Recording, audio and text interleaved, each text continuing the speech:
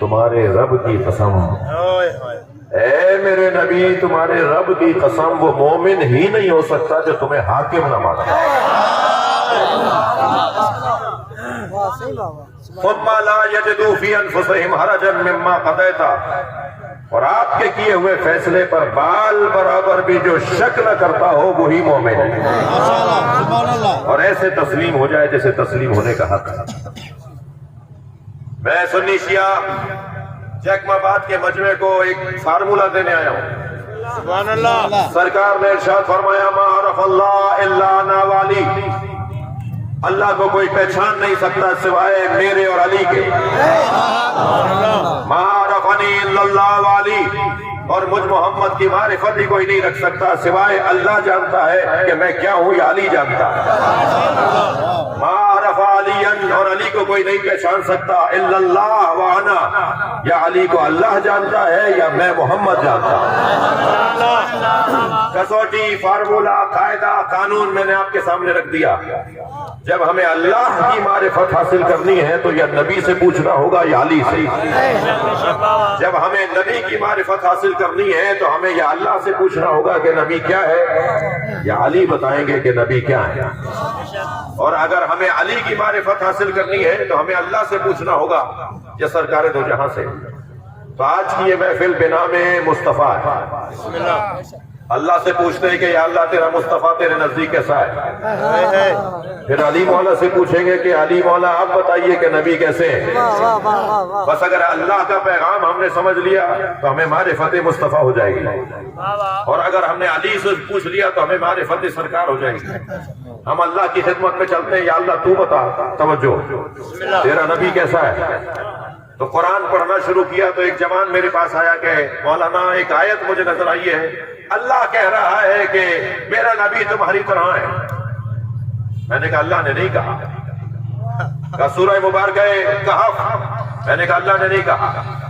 آیت نمبر 110، میں نے کہا اللہ نے نہیں کہا۔ قرآن کھول کر آیت سامنے رکھ دی، کہنے لگا یہ کیا لکھا ہوا ہے، میں نے کہا پڑھو، اللہ نے نہیں کہا۔ کہ یہ قرآن میں لکھا ہوا ہے، میں نے کہا پڑھو، کہا ہے قل انما انا بشر مثلکم، اے میرے نبی تم کہہ دو کہ میں تمہاری طرح بشر ہوں۔ یہ نبی نے کہا ہے، اللہ نے نہیں کہا۔ اچھا ایسا ہو بھی سکتا ہے کہ قول کسی اور کا ہو اور اللہ اسے قرآن بنا دے۔ بابا السلام علیہ یوم ولدت ویوم اموت ویوم ابعث حیا، سورہ مریم۔ میرے روز ولادت پر سلام، میرے روز رحلت پر سلام، میں دوبارہ زندہ جس دن اٹھایا جاؤں گا اس دن میں سلام۔ کسی میں جرت ہے کہ کوئی کہے کہ یہ اللہ کہہ رہا ہے؟ اللہ کی ولادت ہوتی ہے معاذ اللہ، اللہ کی معاذ اللہ رحلت ہوگی معاذ اللہ، یہ پھر اللہ قرآن میں کیا کہہ رہا ہے؟ یہ الفاظ کسی اور کے ہیں مگر اللہ نے اسے قرآن بنا دیا۔ الفاظ حضرت عیسیٰ کے ہیں، الفاظ حضرت یحییٰ کے ہیں مگر اللہ نے اسے قرآن بنا دیا۔ الحمدللہ رب العالمین سب سے پہلے ابو طالب نے کہا تھا، اللہ نے اسے قرآن بنا دیا۔ الفاظ کسی اور کے ہوں، اللہ اسے قرآن بنا دے۔ نبی کہہ رہے ہیں کہ میں تمہاری طرح بشر ہوں، اللہ نے کب کہا ہے میرا نبی تمہاری طرح بشر ہے؟ میں اگر اس ممبر پر بیٹھ کے کہوں کہ میں شہنشاہ حسین نقوی جاہل ہوں، اور ایک دفعہ نہیں 6 دفعہ کہہ دوں، اور محفل مکمل ہو، یہ بچے اپنے گھروں کو جائیں، کوئی پوچھے بیٹا کہاں سے آ رہے ہو، کہا جی فلاں چوک کے اوپر جیکب آباد کی فلاں چوک پر محفل ہو رہی تھی، وہاں ایک مولانا جاہل پڑھ رہے تھے۔ کہیں گے بیٹا خبردار، مولانا تھے تو جاہل نہیں تھے، اور جاہل تھے تو مولانا نہیں تھے۔ اور یاد رکھو ہمارے ممبر پہ ویسے ہی کوئی جاہل نہیں بیٹھتا۔ تو کہا کہ وہ تو خود کہہ رہے تھے ممبر پہ بیٹھ کے۔ کہہ رہے اچھا خود کہہ رہے تھے، اگر خود کہہ رہے تھے تو بیٹا تم نہیں کہو، اس لیے کہ اگر کوئی بڑا آدمی اپنے لیے ایسا الفاظ کہے تو یہ خاکساری ہے، انکساری ہے، تواضع ہے۔ لیکن اگر آیت اللہ سیستانی کی طرف سے لیٹر آ جائے، آیت اللہ خامنائی کی طرف سے خط آ جائے کہ شہنشاہ حسین نقوی جاہل ہے، تو یہی میری سند بن جائے گی۔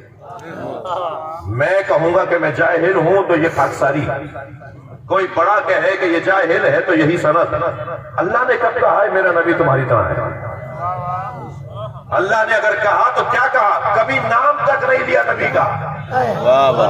ہر نبی کو نام لے کر پکارتا ہے، یا محمد، یا آدم، یا موسیٰ، یا عیسیٰ، یا دیا مگر ہمیں نبی کو کہتا ہے یا ایھا الرسول، یا ایھا النبی، مدثر، طٰہٰ، یاسین، مزمل، نام نہیں لیتا ہمارے نبی کے۔ بابا یہ اللہ کا پیار ہے اپنے حبیب کے ساتھ۔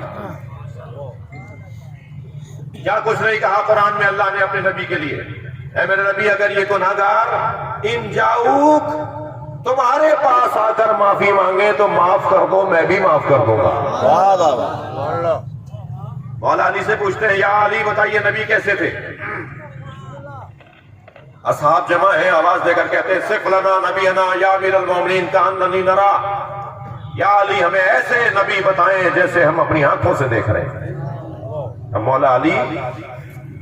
مولا علی نبی کے فضائل پڑھ رہے ہیں، فرماتے ہیں لِكُلِّ عُضْوٍ مُعْجِزَةٍ، اللہ نے نبی کے ہر عضو کو ایک معجزہ دیا تھا۔ نبی کے منہ مبارک کا معجزہ، دندان مبارک کا معجزہ، ناک مبارک کا معجزہ، لعاب دہن کا معجزہ، مولا نبی کے ہاتھوں کا معجزہ۔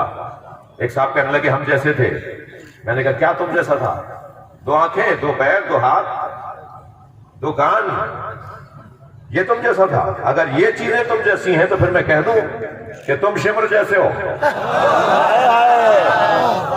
کہہ دوں کہ تم یزید جیسے ہو، کہہ دوں کہ تم نمرود اور فرعون کی طرح ہو، تو فوراً ناراض ہو کر بولتے ہیں کہاں یزید کہاں ہم، آپ ہمیں یزید کے ساتھ ملا رہے، تو یہی تو تمہیں سمجھا رہے کہاں تم کہاں محمد مصطفیٰ۔ مولا علی فرما رہے ہیں ان کے بدن بھی ہمارے بدن کی طرح نہیں ہے، میری اور آپ کی انگلی کٹے تو اس سے خون نکلتا ہے۔ 2 قدم کے فاصلے پہ جناب زہرا تھی اور امام حسین کو بھوک لگی، نبی نے اتنا بھی گوارا نہیں فرمایا کہ ایک لمحے کے لیے حسین روئے، نبی نے اپنا انگوٹھا امام حسین کے منہ میں دے دیا۔ سنی شیعہ نے لکھا اس روایت میں، کوئی ایسی بات نہیں کر رہا جو اہل سنت کی کتابوں میں نہ ہو، میں بہت سارے سنیوں سے زیادہ بڑا سنی ہوں، میں بارہا کہہ چکا ہوں میں شہنشاہ حسین نقوی سنی ہوں۔ اب تو مذہبوں کے نام بدلنے جا رہے ہیں، 400 سال پہلے جو مذہبوں کے نام تھے وہ آج نہیں ہے، جو آج ہے وہ کل نہیں رہیں گے، اب تو ہی مذہب رہیں گے حسینیت اور یزیدیت۔ آہستہ آہستہ کلیئر ہوتی جا رہی ہے چیزیں۔ نبی نے اپنا انگوٹھا امام حسین کے منہ میں دے دیا اور نبی کے انگوٹھے سے دودھ نکل رہا اور امام حسین ہمک ہمک کر پی رہے تھے۔ نبی نے میرے مولا حسین کی پیشانی پہ ہاتھ رکھ کے فرمایا حسین آرام سے پیو، اللہ نے یہ تمہارے لیے ہی بنایا ہے۔ مولا علی فرماتے ہیں ایک میدان میں ایک صحابی کو پیاس لگی، پانی ختم ہو گیا تھا، وہ کٹورا لے کر نبی کی خدمت میں آ گیا، کہا یا رسول اللہ پیاس لگ رہی ہے، پانی نہیں ہے۔ تفجرت من بین اصابعہ الماء، نبی نے اپنا ہاتھ کٹورے میں ڈال دیا، نبی کی انگلیوں کے درمیانی حصے سے پانی نکل رہا تھا، کٹورا بھر گیا۔ فرمایا جاؤ جا کر پانی پیو۔ ہمارے بدن کی طرح ہے نبی کا بدن۔ نبی کی ناک مبارک کے بارے میں مولا علی کیا فرماتے ہیں؟ مولا فرماتے ہیں انفہ لم یشم رائحۃ الکریہ، نبی کی ناک مبارک بدبو سونگھتی نہیں تھی،